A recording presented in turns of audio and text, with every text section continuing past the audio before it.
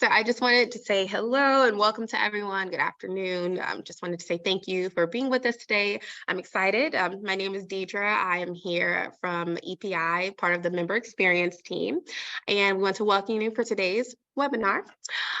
So with the webinar, it's great because it's a great way to connect, collaborate, learn, advance your knowledge, and it is open to both SEPAs and non-SEPAs. For anyone that is a SEPA Credential Plus, this webinar will be available in about 2 days in your archive webinar and your member resources. So today I wanted to introduce our amazing guest. I'm so happy to be able to discuss with you today. I have Alex Freytag, and our topic today is how to design an effective annual incentive plan that supports long-term value creation. And I have him here from ProfitWorks. So Alex, thank you so much for being with us today. The floor is yours and I am ready to listen. Oh, awesome. Thank you, Deidre. Nice to meet you, and thanks for hosting. Appreciate it. And great to be here with you guys. I'm going to screen share. I do have slides, and we will work through. This will be a quick hour. It's going to go fast. And I will tell you that I did not choose the name of the webinar. It was given to me, so I've abbreviated it in here because that's a mouthful.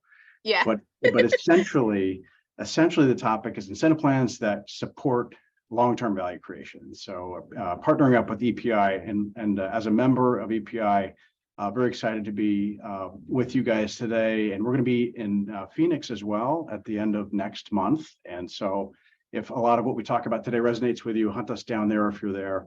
And then I'm doing a podcast with Scott Snyder on May 9th, I think. May 10th. Mm-hmm. I don't know when that'll go live, but anyway, but it's great to be partnered with you guys. And hopefully some of what I share with you will resonate. And let me forward here. Got a little clicker that's going to help me advance the slides. So the agenda here for today is this. I'm going to tell you just a couple minutes about me, just how I got here, and then the three things in the middle there are really where we'll spend most of our time.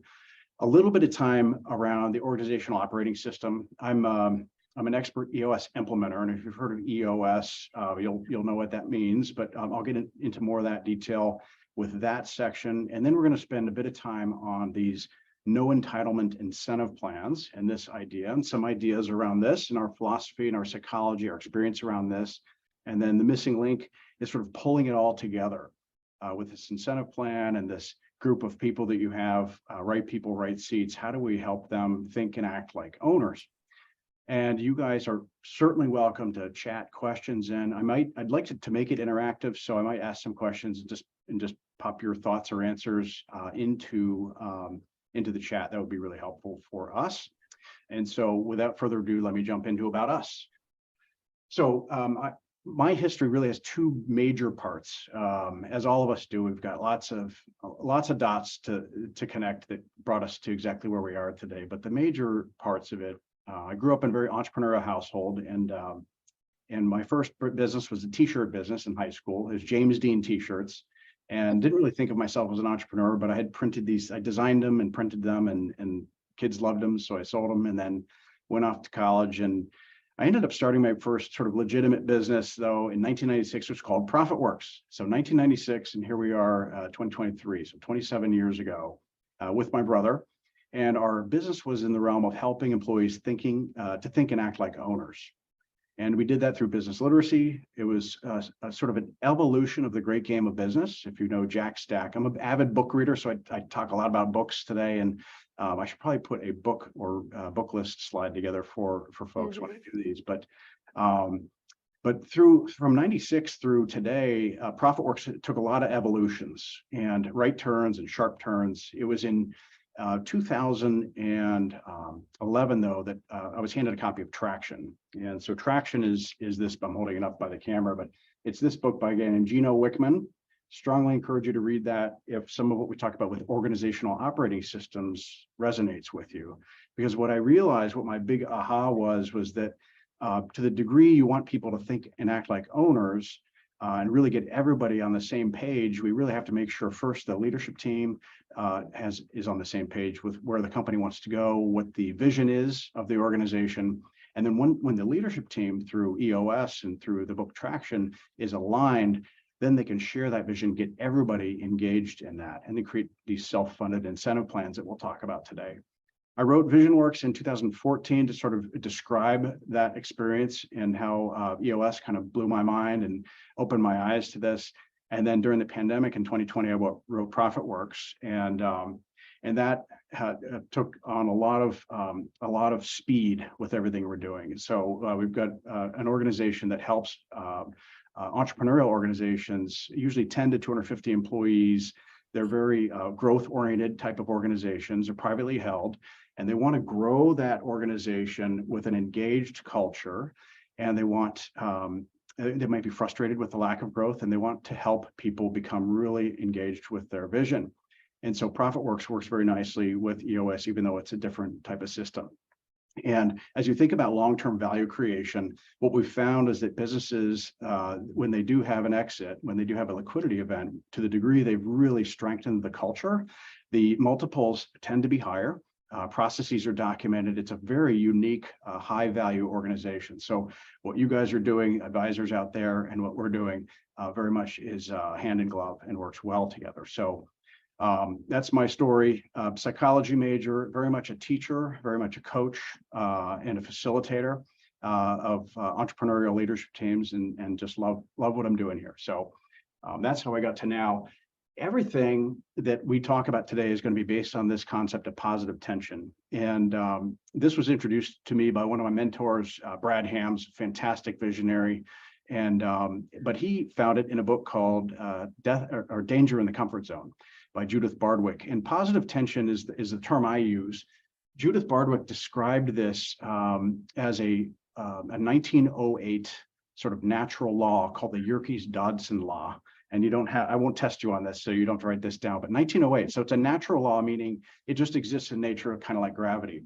And what Yerkes-Dodson found in 1908 is that tension has a continuum from low or no tension to very high tension. And what Yerkes-Dodson, all the research was finding is as you increase tension in an organization, performance increases to a point. And if the tension goes too high, think about a rubber band, it snaps, right? And so if you look at that, it becomes a bell-shaped curve. And so as I look at this, I decided I wanted to sort of section this into, sort of simplify it into three sort of categories.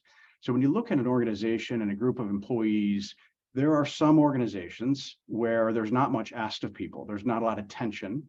There are low or no expectations of performance, and there tends to be lower levels of performance, and I simply call that entitlement. This is where people walk around with their hands out and expecting to be given something just for showing up.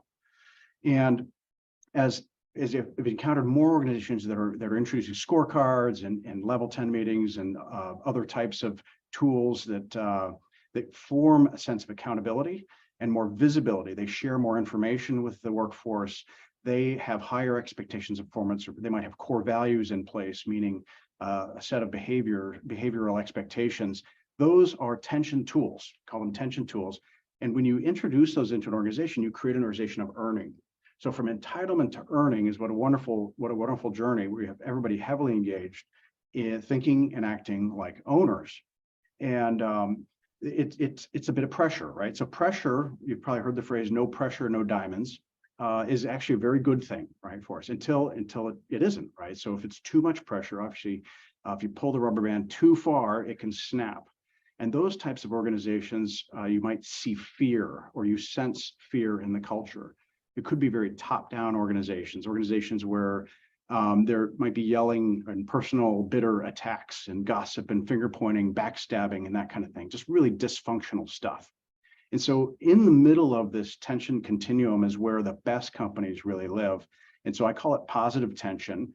And the hope is that we teach our leaders and managers in the organization to operate with an adult sort of agreement with each other, that we treat each other like adults with respect, and that we can help people move from entitlement and not go to fear when they have asked of them, but instead move to earning.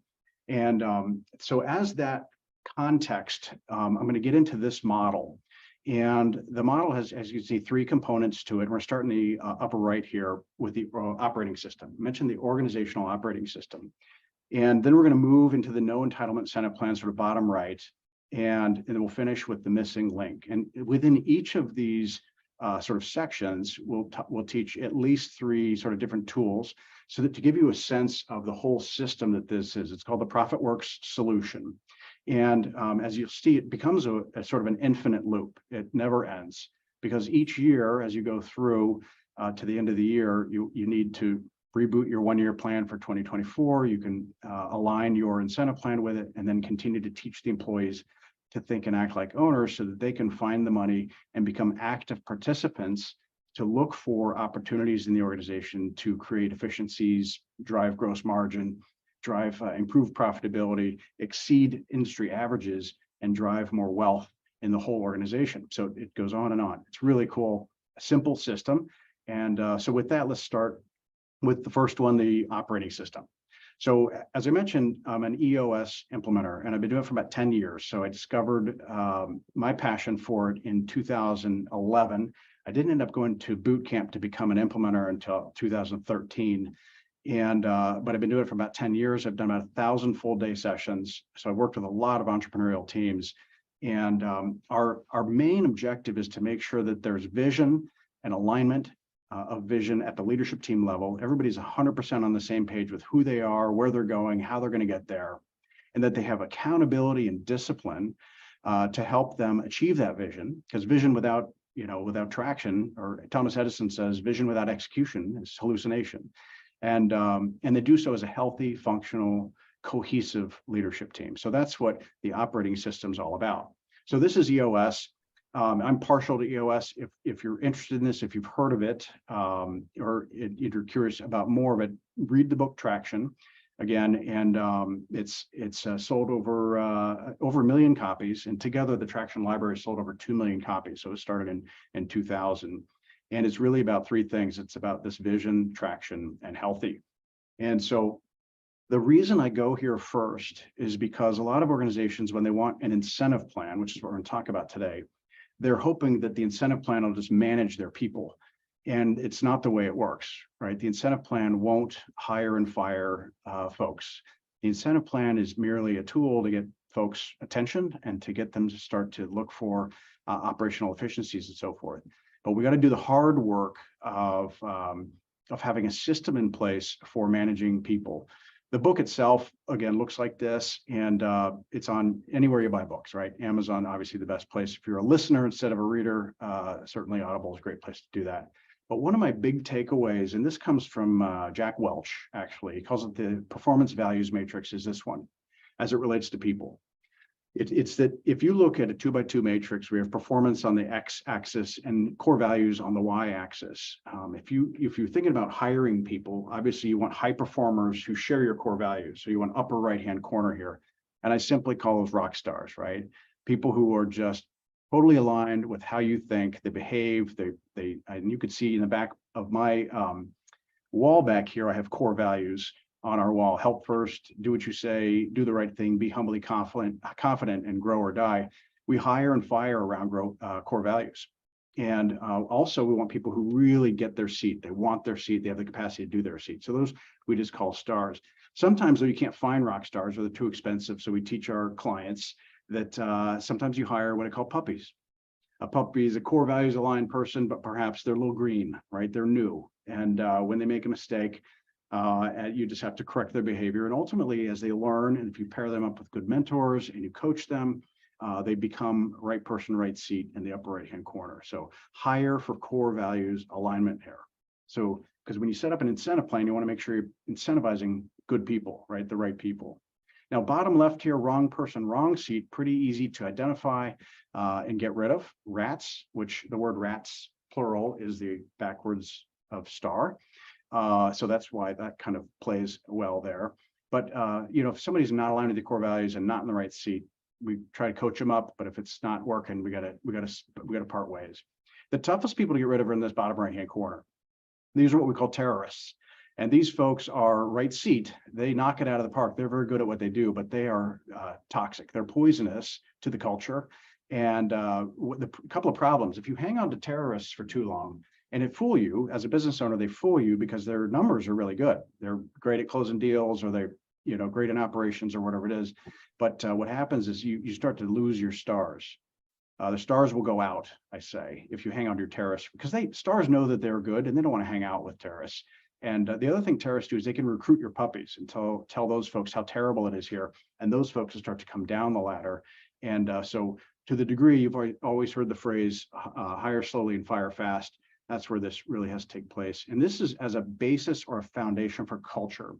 Because what we're talking about today is not necessarily just incentive plans.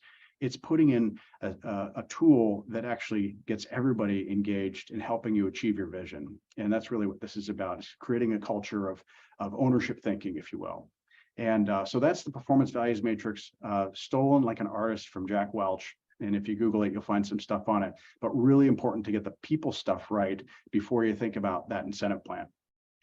So the incentive plan, I call it the no entitlement incentive plan. If you think about that bell curve, on the left side of the curve is entitlement. It's where it lives, low performance and not much asked of people. And what we do is when we start to set up expectations, we create a higher level of performance.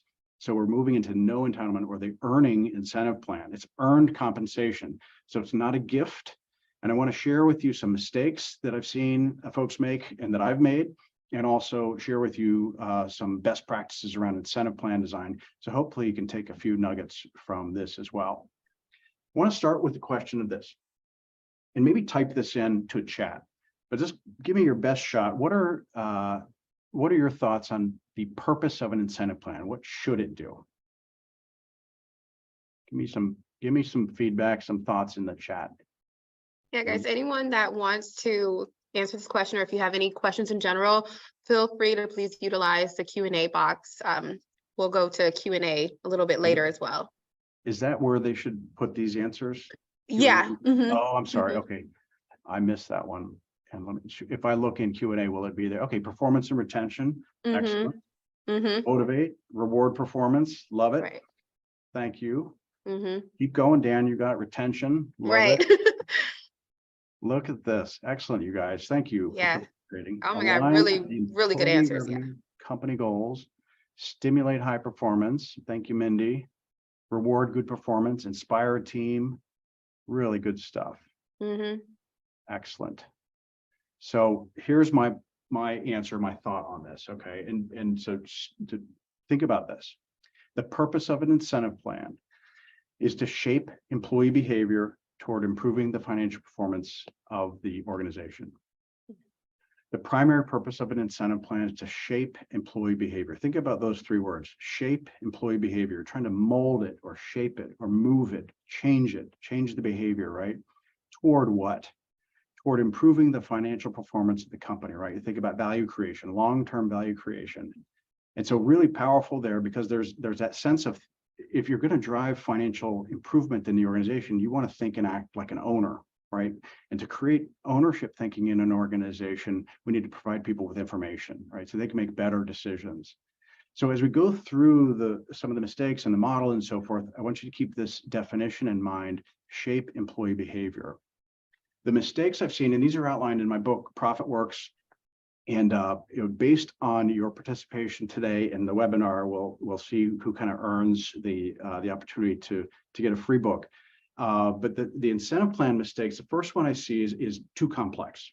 And this is so easy for us as kind of ADD visionaries to start to over complicate the idea of the incentive plan.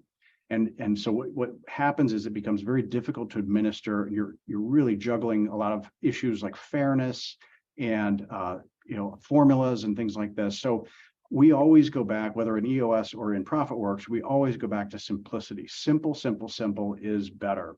Keep it super simple is the KISS rule, PG version, right? And as you think about designing these, I'll show you some example designs. You'll see that it's one number. Right, it's a one number, and then we teach everybody how to find the money to fund that number. Discretionary plans, another mistake. You get to the end of the year, maybe you've done this before. I have done it, and you're thinking, oh, I got to pay out some incentive, but you call them bonuses at that point. We try not to use the word bonuses. These are not just gifts. These are earned comp. These are incentives, profit sharing, right? And so this discretionary means you don't have a formula. You're just kind of doing how you feel at that moment. And so there are different consequences to that. One is you get the Santa Claus effect, where people are really good around the holidays because they know bosses trying to put together who's getting what. And so you see a lot of recency impact of behavior there, which is certainly not a formula and not a winning formula. So you want to stay away from that. Paired with complexity is the idea of creating silos in an organization. So if you design incentive plans per division, like a marketing has this incentive, but it's different, and sales has this different incentive, and so forth across those functions, you can pit departments against each other, all right, where they're actually hoarding resources, hoarding people. They won't let people go across the organization because they want to keep their team players and so forth, and it creates division. We're all about one company, one vision in the organization, one team. We are all on the same team, and it helps you to keep it simple. You don't have to administer 6 or 7 plans. If you have just one plan, you're not pitting people against each other. Now, there are some exceptions where you might, if you have multi-location organizations, we can talk a little bit about that, where there's a mothership where they have a percentage of the profit sharing comes from the whole company performance, but then perhaps a majority of the profit sharing might come from that location. So it's not really pitting people against each other as much because you still have that one piece, the common piece that bonds everybody together. Oftentimes, we create incentive plans that feel unattainable. And I say they feel unattainable because in my experience, there's about 8% of profits that are just falling through the cracks in most organizations. It's just inefficiencies and waste. And so once the employees kind of wake up or understand that, wow, we can actually attain that if it's on the vision page or the long-term plan, they say, wow, that's not that unrealistic. We could do that if we sealed up this hole and sealed up this crack and fix this. And they start to feel more confident about the ability to attain those goals. So we do want to set up some stretch goals as well as some realistic goals within this. I'll share that with you in just a minute here. The idea of the plan being really disconnected from day-to-day activities. So your people come in, they punch the clock, they do their work, and they go home, and they feel very disconnected often from the vision of the organization. How do we link that? How do we get a stronger link? I call it a profit link. The profit link, strong link between their daily activities and the company's long-term goals, right? And so that weak link can often show up in the effect of that they don't feel connected to the payout of an incentive plan as well. So they do this work, and then the end of the year comes by, and if we don't teach it right, they just feel like it's a gift from the owner, right? So we want to help and this requires some education, help the employees understand that this is earned compensation because they changed their behavior. They're moving numbers in the right direction. They might have scorecards or measurables out in the shop where they're tracking with high visibility, on-time delivery or quality or rework or those types of measurables. And you can start to draw a connection or a link between those daily activities and the financial performance or the payout potential at the end of the year. And then the last mistake that I talk about in the book is this idea of it's not meaningful for people. There's no value. And you get to the end of the year and you give everybody $50 and it's like, oh, thanks. And it just doesn't feel that meaningful. So in our experience, doing this 27 years, there's a percentage of wages sort of formula you can keep in mind. It's 5 to 15% of wages. And I'll kind of pull that in when I show you some of the examples of the incentive plans, how to think about that. But if somebody's making $2,500 or they're making $5,000, it starts to get their attention. And so we want to make sure we design it with an intention, meaning the one word intention, and really make it a formula so that there's less emotion to it. And you're just running a formula when you want to calculate the incentive pool. So the no entitlement incentive plan on the positive side, on the sort of best practices side, is generally the opposite of the first 6 mistakes you can imagine, but keeping it simple. When it's simple in design, it's easy to explain, it's easy to understand. It's really very basic, and there's a higher level of trust. And I say that word with complete intention, trust. We need everybody in the organization to trust the plan. So when it's a formula, they can trust the plan. If it's one number, they can understand it and they have a higher level of trust in the integrity of the plan. They don't feel like you're doing 3-card money on the incentive plan. Self-funded is critical. I'm going to show you some examples of this as we get into the missing link part of this, but this means that the incentive plan truly has to pay for itself. If you design an incentive plan that doesn't pay for itself, what have you created in your organization? I'm going to let that one hang and pop it in the Q&A.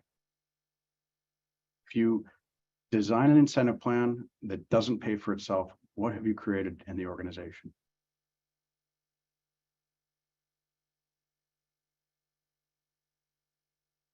Baby, Sean Weiland nailed it. You just put another expense in there, right? Good. Thank you, Sean.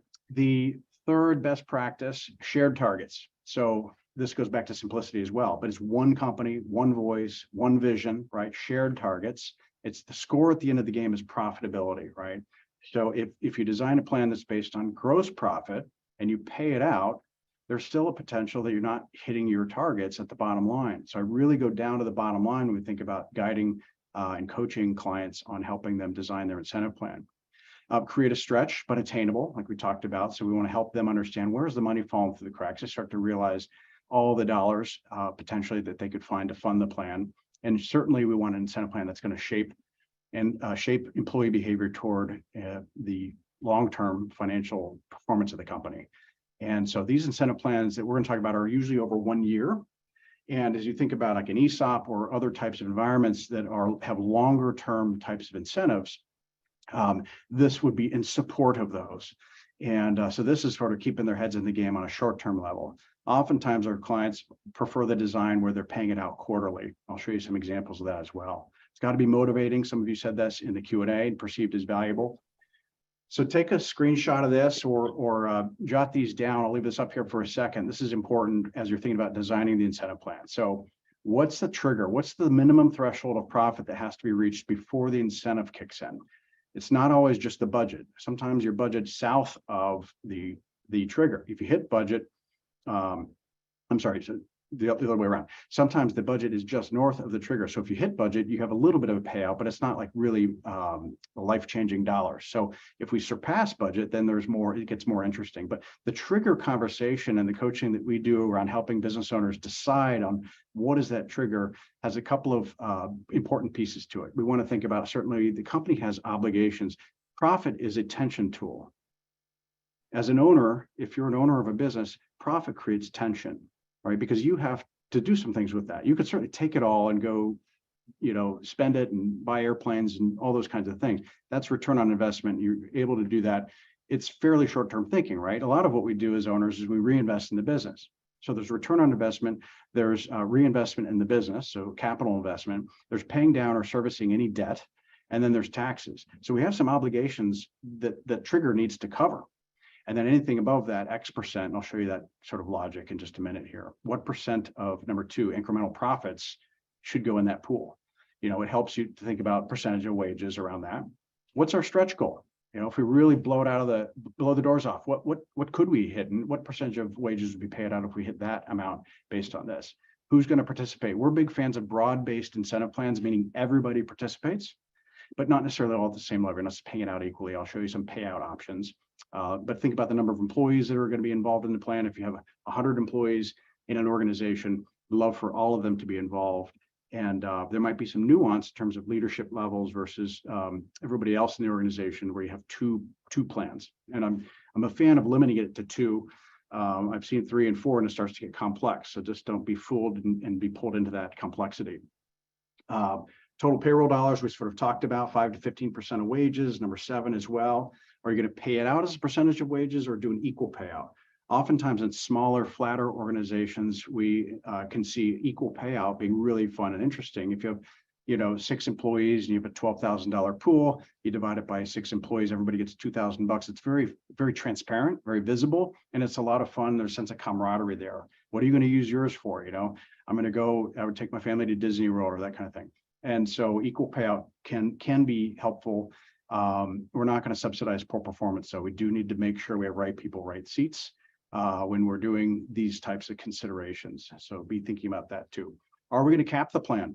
Oftentimes we'll coach clients that perhaps in this year, they might think about capping the plan if they have big capital investment potential or some acquisitions or M&A, or they have some use of funds that needs to be tuned into so that they can cap the plan.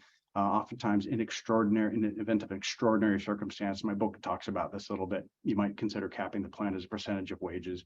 And then the frequency, number 9 here, oftentimes companies just pay it out annually, but they report on it very frequently. They might report on it monthly or quarterly. And so the reporting piece is important. A lot of clients, though, are calculating it quarterly and then paying out 50% of it in the first 3 quarters. Why would they do a holdback? Why would we think about a holdback? The idea is if you pay out 100% of your first quarter, 100% of the second quarter, 100% of the third quarter, and then the company starts to tank, you've evacuated the company of a lot of really valuable cash. And so we're protecting the company by doing that. So helping the employees start to think and act like owners helps them start to see this bigger picture of the game that we're playing with why we're doing the holdback. So you do 1/8, 1/8, 1/8, and then 5/8, for example, as a way to think about payout. And it keeps their head in the game. Depends on the type of employee you might have as well, which is important consideration. All of these, and I mentioned the leadership team pool, but all these questions are what we help coach business owners on as we help them design the plan and then begin to think about what it's going to look like to roll it out. This is an example. This is a plan where all employees are involved. The total wages of that payroll of this small company, $1.4 million, about 35 people. They decided that the 2023 trigger is about $300,000. And so, and as we did all the work and the math and all that kind of stuff, so 40% of anything over 300,000 goes into the pool. The company keeps the balance, right? The 60% for those 4 things we mentioned: taxes, capital investment, servicing debt, and return on investment for people taking all the risk, right? And so there's some design elements here and bullet points on the right-hand side of this, but you can see at a stretch goal of about $650,000, which is $350,000 north of the trigger, 40% of $350,000, $140,000, which is about 10% of wages. So very simple, very easy to communicate, especially with the entire workforce, 35 people, and they get it. There's no cap on the plan, no ceiling. So this sheet keeps going, right? And it's just an example sheet. When you do the actual plan, you actually share the real numbers and all that kind of stuff, and no separate leadership team pool. A second example, different company, had a payroll $1.75 million in a year, and they established a 2023 profit trigger of $2 million. And they said 35% anything over that. So there's no magic to the percentage you choose. You're just trying to, it's like a Rubik's Cube. My integrator, Peter, talks about it like there's all these levers and triggers and inputs and things. You just got to keep looking at it until you get the thing all lined up. And there's no such thing as perfection. There's no silver bullet with the incentive plan. It's not what's right, it's what's right for you. And so keep that in mind. The 3 things that are so important: it's got to be simple so that they trust it and understand it. It's got to be self-funded. They have to earn the money. They have to find the money and earn it to get over that trigger, and it protects the company because we don't want to create an expense. And it has to be supported. You actually, by that, I mean, you can't just roll it out and go like, good luck, see you next year. You actually have to teach them and train them and coach them. And this plan also had a separate leadership team pool. So an additional 5% was of this incremental profit, same trigger, goes to the pool. And the leaders who are in the all employee pool also participate in this pool. So they can earn a little kicker, a little extra. The phrase one of my clients said was, the higher up the flagpole you are, the more your ass shows. So if you're going up there, you gotta earn that sort of reward there for making bigger decisions, things around equipment or purchases or hires and that kind of stuff. So having a leadership pool can make a lot of sense as well. So again, we'll coach clients all the way through this process. You do it over Zoom. It's really very it's painless. A lot of thinking, though, and decision making that has to be done. And the first year will be the plan, and then you can tweak, right? From there, you say that worked really well. Let's do it again. But your trigger might be a little higher the next year. Your percentage share over the trigger might be different as well. So a couple of items there, and that is the no entitlement incentive plan. If you're thinking about questions, we'll probably have time for Q&A before we finish here. I'm going to get into this last piece. This is near and dear to my heart. So since 1996, doing this work, the profit education piece cannot be overstated. What I've seen a lot of folks do is they design the plan and they roll it out, no questions, and then people just go back to work and do the same stuff they were doing before. And the problem with that is we're not shaping behavior. All we're doing is creating a plan where people are just getting money for just doing what they were doing before. We're trying to don't have a pocket of excellence in different parts of the company. We want a company of excellence here. So the reinforcement of this, and I'll give you some nuggets and some ideas and hopefully some inspiration, some tools to think about this. But the first question I'm thinking about is why bother? Why bother teaching employees about profit? Why bother helping them think and act like owners? And I'll take you back to 1996. So when my brother and I were first just starting up our little ProfitWorks business, we would go into these entrepreneurial businesses. I'm in Columbus, Ohio. And my father would open the door for us because he was on some boards here, and we'd talk to the owner, and he would say, yeah, you could talk to my employees, and let's set it up for this and that. And we would survey the employees. We said, employees, what % of sales would you guess is profit? What % of sales would you guess is profit? And type into the Q&A, what would you guess most employees think profit is as a percentage of sales?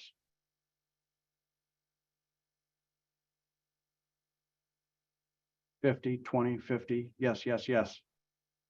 $60, $50. I have some surveys from back then. I have a survey that says 100%. And I don't say that to necessarily mock anybody, but we aren't taught this stuff, right? People sometimes think profit and sales, same thing. What's the difference, right? My experience is the average guess is 30 to 50% of sales is what they think profit is. And in your organization, most organizations are about 5%, 7%, 10%. Some, if you're professional services, might be 15 or 12 or 17, whatever. It's down there, right? And that's before you pay taxes and reinvest and pay down debt and so forth. So my experience is that what your employees don't know can actually hurt you. Because if you think about it, you have people walking around thinking the company makes 50% profit, let's say. What's the problem with that? And Deirdre, what's your thought? What's the problem if you have employees walk around thinking we make 50% profit? Well, I mean, a couple of different things with that, but I feel as though they won't value, their work. They don't feel as though what they're making is enough because you're making more. I mean, there's a lot that can go with that when they just don't understand how business works. I think that's a great point. And they feel disconnected. And often, to your point, they can feel like not we're making 50%. They say you, the owner, You're making 50%. I'm right. doing all the work, You walk away with this. Yeah. So there's a potential for attitudes, right? And just sort of negative or sort of isolation attitudes. The other thing I see is they're not as tuned into waste, because if they think we're making all this money, and it's just sort of subconscious, like we're a very wealthy company or whatever. It doesn't matter that I did it wrong the first time. I'll just do it again, get more material or whatever. So they're not tuned in. We want them thinking like owners and really being like, oh no, I can rework. I missed the opportunity cost of moving forward on this original project and so forth. So, so there's a lot of consequences to people being in the dark, I guess, to not really understanding this. And I mentioned this continuum idea. And if you think about a continuum on a closed book, share no information, not even sales maybe, all the way over to radical transparency. And I've met a few of those folks, but they're sharing like salaries and stuff, which I don't subscribe to. But I've found that if you can lay this tension curve right on top of this, the companies that share information allow people to make better decisions. And here, write this down. In the absence of information, people make stuff up. In the absence of information, if you don't share any information, people make up their own story. So you have consequence either way. You can share some information and tell them the truth, and they can use the information and improve the organization, or don't tell them anything, and then you got to deal with all of the head trash that's going on in the business. So it's a win-lose in my opinion, but share as much as you're comfortable sharing. Again, Jack Stack, open book management, love it, but it's not for everybody. But even sharing scorecards and measurables in the front lines of the organization is a form of open book, right? You're sharing the information that helps them make better decisions in the moment. And then if you can link that to the company's performance, boy, that's gold right there. Now, one tool that's in the book, and I have videos on this as well, is just, simplified income statement, right? If folks who are familiar in the finance, CPAs and so forth, really understand this stuff well. It could be 4 or 5, 10 pages long, an income statement, right? But we're saying, no, just dumb it down, right? Sales minus expenses is profit. If you're going to teach this, we have to think like a teacher. So if we do $1 in sales and we're doing, company does 5% profit, we know that a nickel is down there at the bottom line. That's great. That's really cool visual information for an employee to be thinking, wow, a nickel. That's before we pay taxes. And if we're going to put a self-funded incentive plan down there, start to think about that. And you say, well, if we save $1 anywhere in the company, how much goes to the bottom line? Mm-hmm. And the answer is full dollar. So I've got, a group of employees in there thinking, okay, $1 better than a nickel if my incentive plan is down there. That's pretty cool. So if we save $10,000 by reducing rework or eliminating mistakes or buying better from our vendors or whatever it might be, we want the employees to start to weigh in on where they see the money falling through the cracks in the business so that they become active contributors to finding those dollar bills. Now, the cool question here is if you want to put $1 to the bottom line by increasing sales, by how much would you have to increase sales in a company that does 5%? And $1 is 5% of $20, right? So you'd have to increase sales $20 to put a full dollar bottom line or just save $1. And you want to do both, of course, but are some low-hanging fruit on the right side of this slide.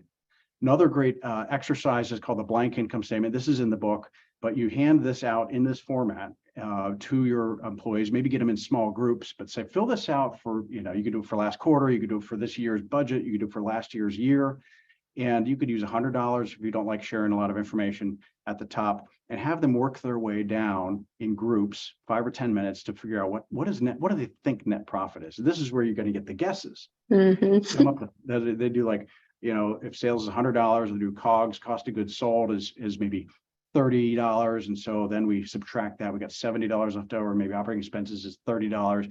Boy, now we got $40 left over at the bottom. Not true, right? Generally not true. So it's a great exercise to kind of whet their appetite for the information you're going to share with them when you show them like the real numbers. And that's in the book. It's also on our website. So we have an online portal where our clients can access this. So we design the plan for them, and then we help them roll it out. And then they have access to this library of videos that helps them train their leaders, who are the champions of this stuff, people who need to be able to cascade this message throughout the organization. And so these are really short little modules that teach you the difference between cash and profit, or how to teach the income statement, or how to teach capital investment, or how to facilitate a group activity, or how to talk about personal finance versus business finance. Really cool stuff. But there's PowerPoints and PDFs. The idea is I wanted to give the entrepreneur like 80-90% of the content. All they have to do is get their logo on it and then rehearse it a few times, and then they can really own this. They can be independent from me. Because sometimes you bring in an outsider to do all this stuff and you become dependent on that outsider to talk to the employees. It's like, no, own this thing. You guys own it. So it's a great portal for that. Shoot that QR code if you want to check out a sample video and look into that, and certainly contact us if you want more information on that. But that's been a really powerful kind of contribution to this whole process. I mentioned earlier about the money falling through the cracks, and get them into an exercise where you sort of set their brains in the right place to think about, if you think about personal finance, like a paycheck is like sales in the business, right? And so at home, if you make, I don't know, $3,000 a month, and maybe you pay your bills, and you have your mortgage and your food bill, and going out to eat, and your cable TV and your phone bill and all these kinds of other things, you got $60 left over. You're not happy with that. What are some things you could do at home? People say, well, I got to drop all those subscriptions to these apps, and I can get rid of cable, and I can change my phone provider, and I can go out to eat less often, and I can shop at Sam's Club instead of Whole Foods, and suddenly I have like $400 at the end of the month. I've not changed my revenues, my personal revenues, but I've got $400. I could put a vacation fund together of $100 a month. That becomes your self-funded incentive plan. So you get them in this sort of low risk kind of mode of thinking about themselves and their home life. And because we're all trying to put food on the table, right? We're all just humans, and then bring them into this sort of non-threatening understanding of the business is the same way. Sales come in, and we got labor, and we got materials, we got insurance and rent and lights and heat and all that other kind of stuff. And so get them to start thinking about, where's the money falling through the cracks in our business? Where are the holes in the pail? We call it the leaky pail exercise. And the employees like it a lot. And when you get up and, in front of a whiteboard, or we're, doing the training, and we say, okay, group number 1, give us your best idea. What'd you come up with? And we write that one down. And group number 2, give us yours. 3, 4, and you get 10, 15, 20 ideas up there. And you say, guys, how much money is on this board, do you think?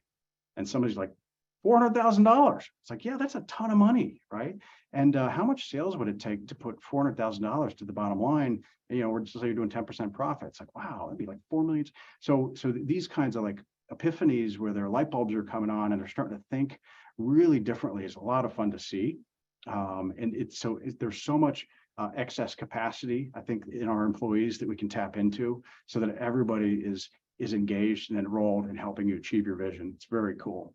Another tool as we close in toward the end here, and we will have some time for questions, is what I call Challenge Rocks. A great game of business called these mini games. I've seen other names for these, but we call them Challenge Rocks. A rock is a 90-day priority in EOS. And if you gamify it, and let's say you want to get your AR over 60 from X to Y, Y being 0, in 90 days, then you can start to walk through with the right people in the room. Okay, what's the measurable? We want to, reduce average AR over 60 to 0. The benefits of that is it's going to free up cash. We're going to reduce the number of people that owe us money. We're going to be able to pay down some debt, reduce interest expense, blah, blah, blah, blah, blah. You get this group kind of brainstorming on this, and we're going to do it from like May 1st to August 1st, something like that.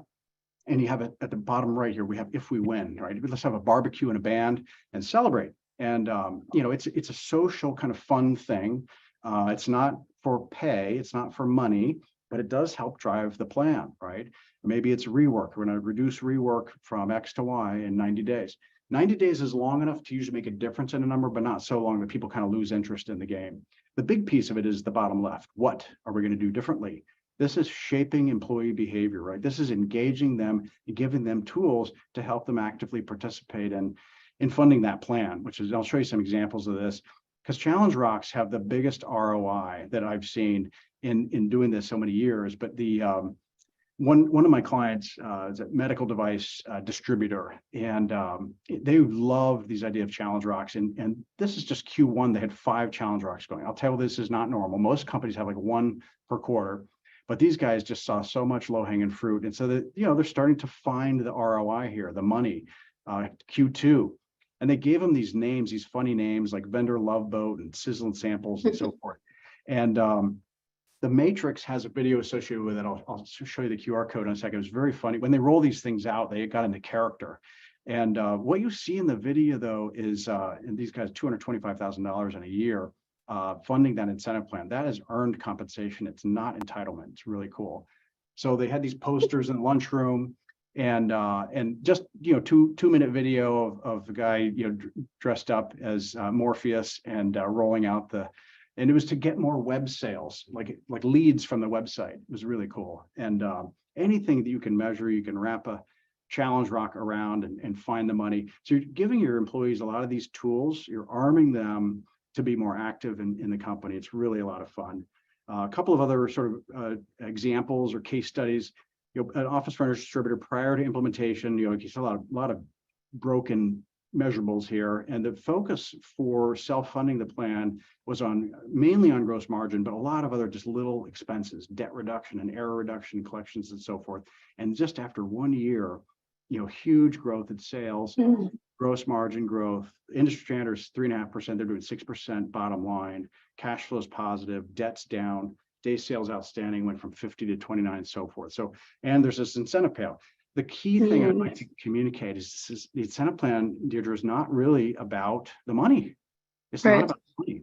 It's just about that's kind of the reward. That's the celebration. So to try to keep the employees focused on not just the money, but on having fun and really caring about documenting processes or taking care of the customers, coming up with new ideas for new products or services or geographic territories or technologies or whatever it might be. And the list goes on with the ROI, but the key element and the message for this is it has to be self-funded. This is not just a gift. And so you have to do the hard work as a leader to implement the system in a way that is repeatable. And that means talking to the employees on a frequent, regular, formal basis about company performance. We say in EOS, we call them state of the company meetings every quarter, past, present, future. Where we've been, where are we today, and where are we going? And in that, you can communicate how the incentive plan is doing. You could have, like a thermometer that fills up or some kind of visual indicator of progress, swimming pool, buckets, often common, some of one of your products sort of, made into a cartoon and on the wall, make it fun, have some fun with it. And that's the whole ProfitWorks solution. And at the end of the year, you do the payouts, you true it up, and then you start working on your 1-year plan for 24. You've already got your template down that we designed with you, and you use that same template, but you might tweak some of the numbers in there. Maybe you have different wages in there, you have different trigger that you're looking at, different funding percentage over that. And then you roll that out again, and you have to keep reinforcing it, which is why the master class, the online piece, is so it's a nice library of content that you can just tap into and pull down and educate yourself on a little video for 15 or 20 minutes, and then teach it at the next state of the company meeting. So it's really cool. So you just do that forever, and it helps really change that culture in a very positive way. So would love some feedback and questions and answers. We have about 7 minutes or so. Just want to keep it on time. Even ahas, like what was a big takeaway for you? Maybe pop that in Q&A too. That would be great. Yeah, I think everyone is very much engaged and learning a lot. And I mean, we have some great comments in here and questions also. I'm sure employees are also much more engaged after seeing this. I mean, just some insightful. Yeah. I see John Arnott, great question. I love that you're an EOS place, and I tend to agree with you. I think if you think about the EOS model, the second bullet under the vision after you answer the 8 questions is shared by all. And I think there's more that we can do there. So if you read ProfitWorks, and I'm happy to send you a copy of it, if you email me or email the email address at the bottom here, Peter, we will make sure to get you a copy. Just put your mailing address in there and let us know, how we can help you or what kind of your concern is, your question is. We'll send you a ProfitWorks book, but in there, there's a chapter on EOS. So it was really important to me to help entrepreneurs understand that in order for the incentive plan to work, you really have to be on the same page with that vision side of it. I see this other question here. Hopefully, John, that answers your question. And I don't know how to pronounce Mr. Patel's name or Ms. Patel's, but Umang, perhaps? Do you have business owners that show concern about sharing profit with rank and file employees? How do you overcome that? And absolutely, yeah. And if you think about that transparency continuum, from closed book to radical transparency, somewhere in the middle, you got to find your area where maybe just a little bit uncomfortable. The first time you start sharing information, especially with frontline folks who might be undereducated, but they're not dumb, right? They can understand the dollar bill to the nickel. So start with the blank income statement exercise. Maybe start with instead of sharing just open book, share like $100 as sales, and then have them work their way down. Some people aren't even able to do subtraction, which is a different issue altogether, but you got to work through it. My experience is they know their craft in the plant. If they're rank and file and they're in a work, a work environment where they're doing that, they're really good at that. And we want to tap into that and praise that and help them put some context to it to understand that their efforts are really important. So if you keep the big picture in mind when you're teaching the finance to non-financial people, associate it with personal finance, those kinds of things, it'll really resonate with them, I think, in a better way. Thank you, Martine. Thank you, anonymous attendee. Thank you, Lynn. Profits interest units. I'm going to say, can you, Sean, send me separately or Peter an email and we can talk about that. I do know what those are, but I'm not totally clear on the distinction. So I don't know if it's overlap or if it's separate, but hold back on paying incentive. Amy Johansson, hey, how are you out down in Texas? I believe it does impact employee retention. I don't know if it's a huge driver of it, but it also really protects the company. That's primarily why we do it versus like saying you got to be here at the end of the year, because sometimes you don't want people hanging out at the end of the year, but it can help that. EOS is an operating system, which is involved employee base more than I think EOS does. What this does is involve. Oh, thank you, Jack. Gotcha. I'm tracking. I read it wrong. Thank you, Jim. Let's look for more. Do you see more, Deidre? Anything? Yeah, I see a question from, I believe it's Born. And how much time do you recommend spending with your support staff to train them on EOS and getting alignment on the incentive plan? EOS, so that's a great question, Bjorn. So I would say the companies that are really hitting this nicely, who are running on EOS, which is like 99% of my clients, are the ones that are at least 6 months into EOS. I think like EOS isn't like something else to do. It's just a better way of like operating, because it's almost like a time management system, but it helps you like within 6 months, you're really starting to fall into a nice cadence. And then you can say, let's do this incentive plan. So that's like somewhere in there. Sometimes we start designing it at month 3 and then begin to roll it out when you start to roll out the VTO. And so I'll thank you. And so in any event, hopefully that's helpful. EOS first, and make sure you got some good people, some good culture, some good disciplines going, especially around People Analyzer and the bar. And then the incentive plan just feels right, feels really good as you roll it through. Professional service firms, absolutely. Shape behavior, recorded plans coming out soon. Fast hour. It is a fast hour, Brennan. I know, totally we're like, I don't want it to be over because it's like so much good information. I know. Well, I love doing the work. I love talking about it. And Peter and I know Peter's on now, but we would love to talk further with any of you. We usually set up Yeah, Zooms is there, and, Alex, I want to just to everyone in the actual chat feature, I want to drop your email address or contact for people to reach out to you if need be. that'd be great. That would Yeah, be great. And I'll just say this is, let's see if I got it here. There's this piece. Oh, I guess I didn't put my contact information anywhere, did I? All right. Well, there it is, the bottom right. And Perfect. sometimes advisors don't have a business necessarily that needs us, but they want to send their clients to us. So I just have this as a placeholder in here. If you're like, gosh, I have a couple of clients that would love this, just do an email introduction to me, and then I'll take really good care of them. I'm not going to sell them hard. I'm just going to tell them what we do, and they got to want it more than I do, right? And so, but we'll make sure they've read the book. That's usually helpful. If you need me to send a book to somebody you think really needs this, let us know the mailing address. We just need mailing addresses, and we're happy to send a book out. It's really powerful stuff. We believe in it. We're very passionate about it, and we know it works. And it's certainly a lot more fun when we are in an organization that's running on ProfitWorks as well. So. I did have one more question I wanted to throw out to you, Alex, if that's okay. Absolutely. From Anthony, it's how do you recommend this to a business owner that is thinking about selling and thinks it's too late to implement this? Okay, they're thinking about selling and they think it's too late to implement this. Well, my experience is, and I don't know what the percentage is, but I'm just gonna say 20%. 20% of the time you're thinking about selling and it kind of goes through. My suggestion would be, if you feel this, if this is right for you, I would do this. If the sale doesn't go through or doesn't go as quickly, you're starting to build a rock solid culture.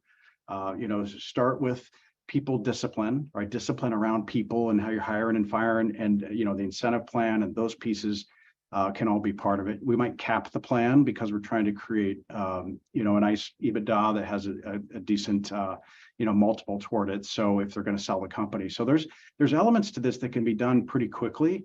If you've got low hanging fruit and inefficiencies and waste, and we can start to drop dollars to the bottom line, that's only going to increase the potential for a really substantial exit for that person who's taken all the risk and gotten us there. So that's maybe the best answer I got for you. Thank you so much for that. Yeah. Well, hopefully that was helpful. We're top of the hour. Let you take over. Should I stop? Yes, I wanted to say thank you so much, Alex, for being with us today. I think there's still a lot of people that have a lot of questions and want to engage with you. So I did drop your contact information in the chat box for everyone. Again, if you are SEPA, you are the Credential Plus, this will be available in your archive webinar in about 2 days.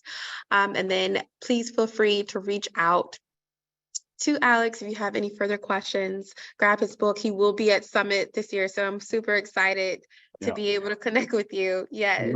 Let us know on your mailing address if you'd like a book. We're happy to send it out, and hopefully we'll see you in Arizona in a month. Thank you so much. Thank you again, everyone, for joining us today. You guys enjoy the rest of your evening. Thanks, you too. Take care. Bye.